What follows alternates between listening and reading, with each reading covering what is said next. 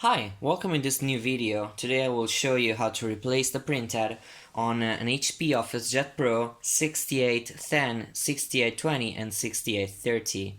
So this printer is very similar to, technically, on the HP PhotoSmart 5520. That is a printer that most of the printer repair technicians or printer repair aficionados could be more familiar with. But let's move on directly to the topic of this video, that is replacing the printhead.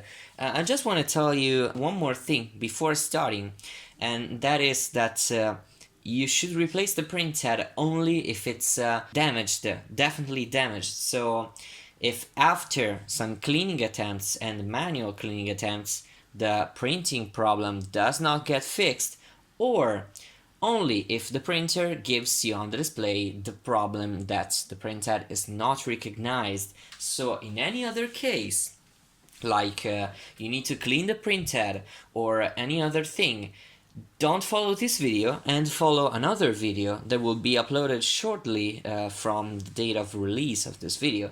That involves the cleaning of the printhead on an HP DeskJet 3070A. That is a very similar printhead, technically speaking, so you should watch that if you just need to clean the printhead on this kind of printers. So let's move on. So first thing you should do is, with the printer powered off, obviously, you should open this side. Okay. Then you take a very little flathead screwdriver and you just pry this part in order to disconnect this. So now you can easily take this part of the printer holding on something, because I know my monitor is not feeling nice at this moment, but yeah. And at this point we can just proceed removing some screws on the printer to open it up. So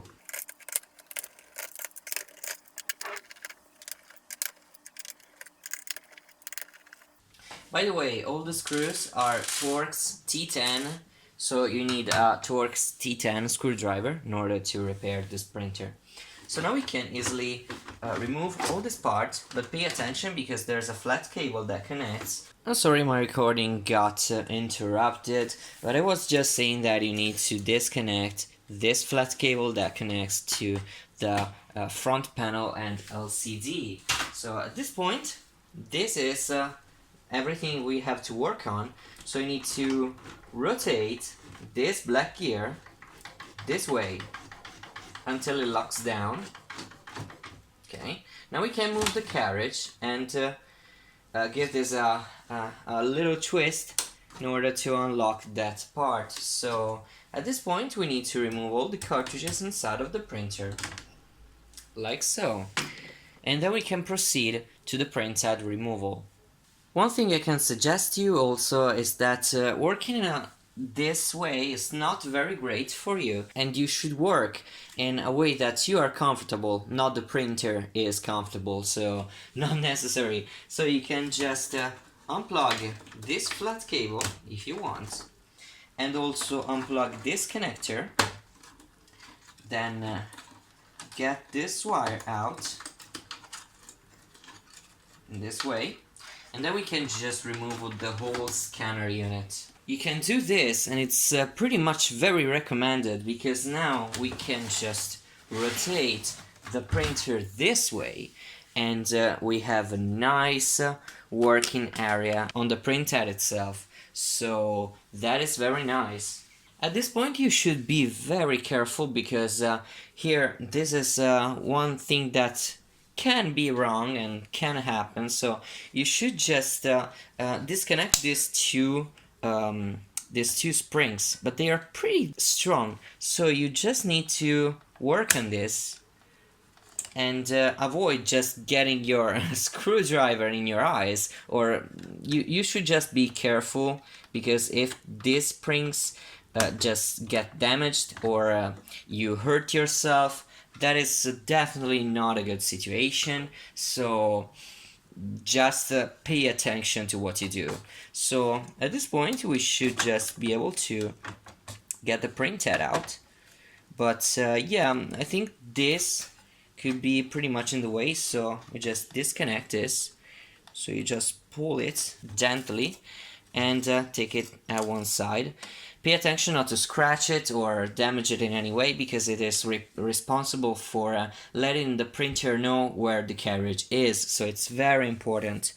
So at this point we can just disconnect all the flat cables that run to this printhead, and then get a new printhead that you can buy pretty much on different sites online.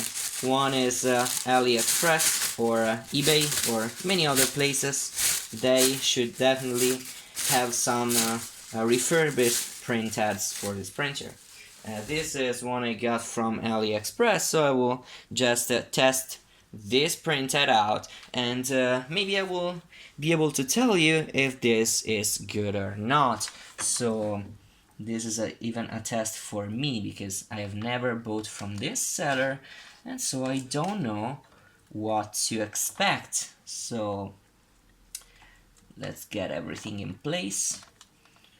Pay attention to all these flat cables, because they are very delicate, so you just have to pay attention not to damage them, because if you damage them you would have a very bad time, because it's pretty much impossible to find replacements. That is the problem with these flat cables.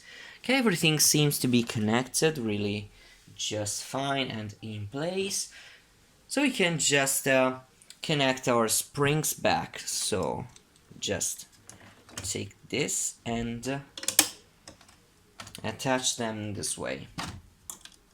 So same thing for this one. Again, pay attention to what you do in this part of the repair. So at this point we had to reconnect this because it got disconnected. So you just take this inside here, and then you take this inside the carriage. This is very important. You have to let this pass inside of the optical sensor, because if it doesn't, the printer will never know where the carriage is, and that is very bad, because if the printer does not know where the carriage is located, it will think that the motor is not working or the printer is stuck. So it will just move very fast the carriage from one side to the other in the printer, and it will start to really could definitely smash the printhead carriage. So that is definitely not a good thing. So something that I really recommend at this point before closing the printer up is to clean the optical encoder strip at this point. So you can use some paper towel with some glass cleaner, and you just do something like this and clean this part, because with your fingers and with all the ink that runs inside of your printer can be pretty much dirty at this point. So you just clean it up, and it will be very nice. You will get a very good alignment in your printer, so that's definitely very good at this point. So I think the last thing that you could do eventually is to clean the printer at this point, because you're inside, so why not? So you can remove some screws like this one over here, and even this one inside here. And after removing these 3 screws, this part should come off. Okay, maybe even this one is connected. And even this one is connected, okay. And at this point, it doesn't want to come off. Interesting. Oh no. You just have to be kidding me. Okay, at this point, I need to move the carriage in this way. and remove even this screw, because HP doesn't want to do things easier for repair. So you just unlock this part and remove this entire part over here, then move the carriage, and then you have to remove this screw. Again, this is pretty optional, but you can actually do this. You can remove this and clean this a bit, obviously, and under here you can find a really dirty and messy part. You know how much build-up ink is there. You can actually see there, I think, or I hope at least. So you can just take a very big screwdriver, flat screwdriver, and you can do something like this, I think. So you just pick some of this build-up ink up, and you just take this out of your printer.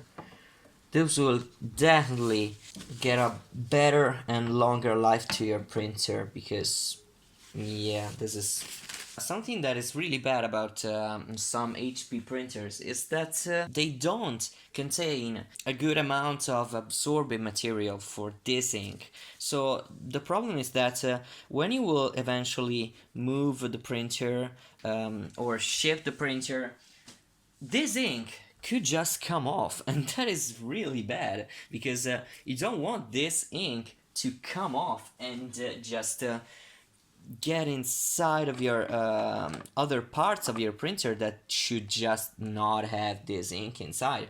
Or you just don't want your customer to have his package filled with waste ink. So that is very bad, and I don't know why most of the HP printers does not have a good amount of absorbing material inside. But yeah, you know, it's their design.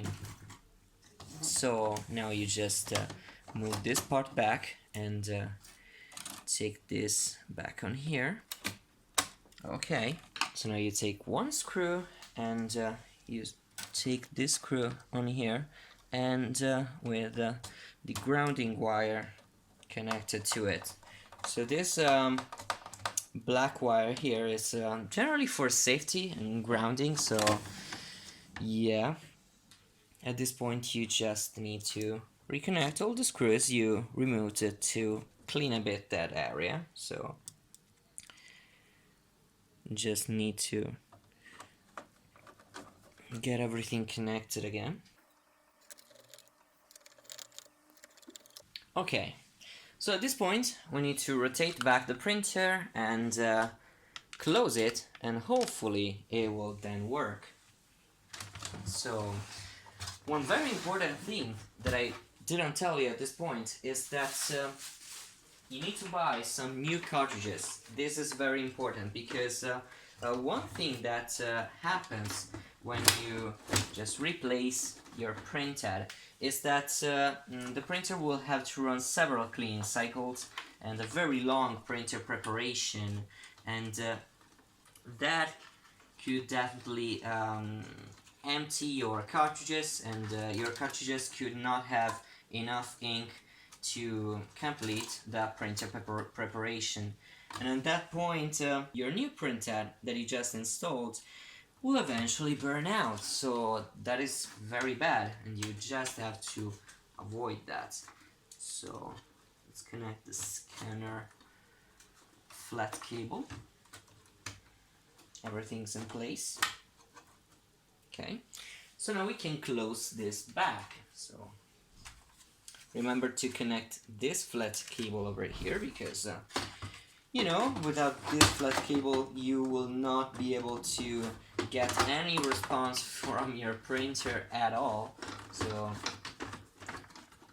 that has to be taken in consideration, and just check if the cables are routed correctly in this area, and yeah, they should be. And now it's rescrewing time.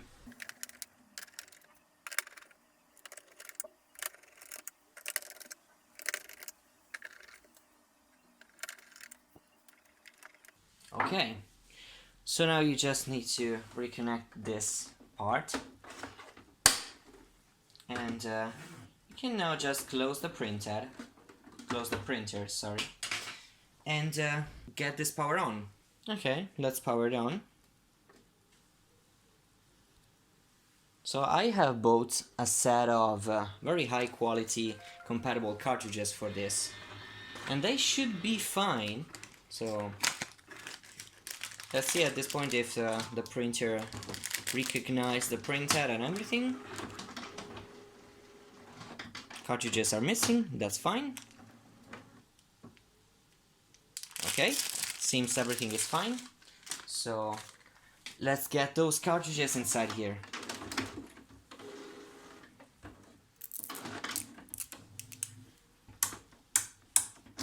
So at this point I would like to let the printer think that the cover is actually closed, and if I remember correctly it's one of these. Okay, this is the one.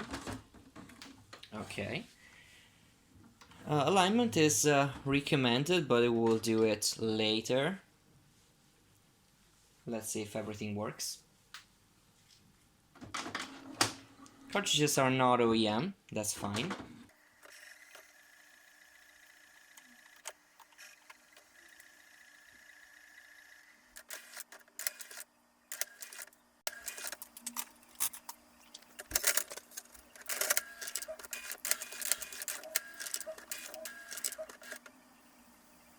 Is that it? We're good now? I hope so.